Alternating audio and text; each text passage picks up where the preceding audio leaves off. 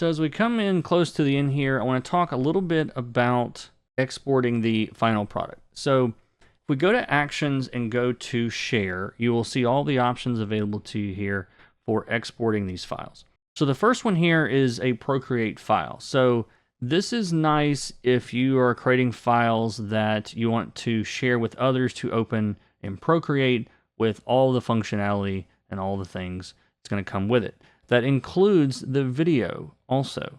If you want to export a Procreate file and you've got the video recording in your preferences, you know, if you could send that file to someone, they could play that file back on their iPad.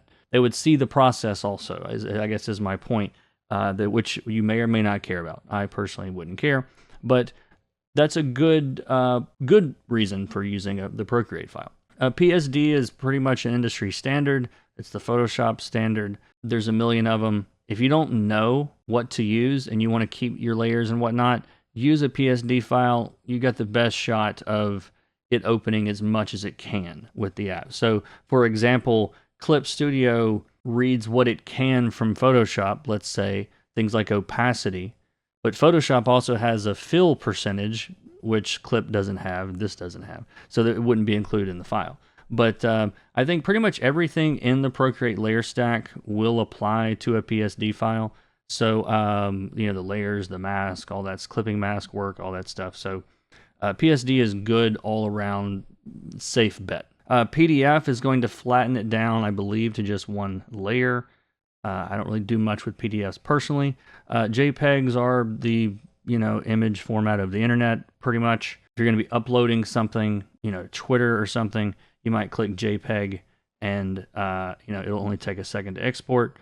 Keep in mind, it's going to be a pretty big file. It's going to be like, that's a almost 5 megabyte file when it's in JPEG format. So kind of a big file. I think a lot of apps will kind of automatically, you attach that to Gmail, like they're going to resize it automatically or whatever. TIFF, oh, sorry, I skipped. PNG, that's also a format that is typically one layer, and you can also have transparency. So let's say you were doing a logo or something, and you just want it on a transparent background, and you know, so you could see the check boxes or whatever. Then PNG is the format to use for that. PNG is also uncompressed, I forgot to mention, which means even this file is 18.4 megabytes as a single layer. So that's doesn't compress it at all. And then a TIFF file, that is, again, I believe it only exports single layer TIFF files. This is pretty much the standard for the comic book industry and a lot of print industries.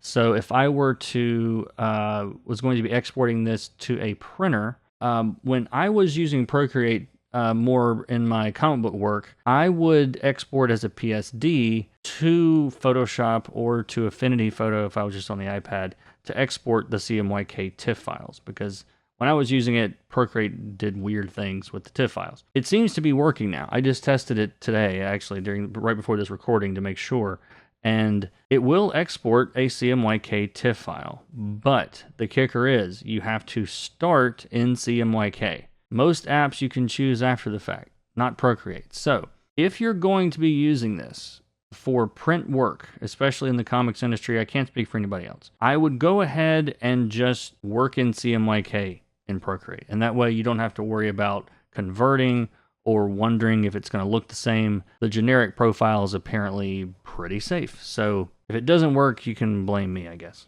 Test it though.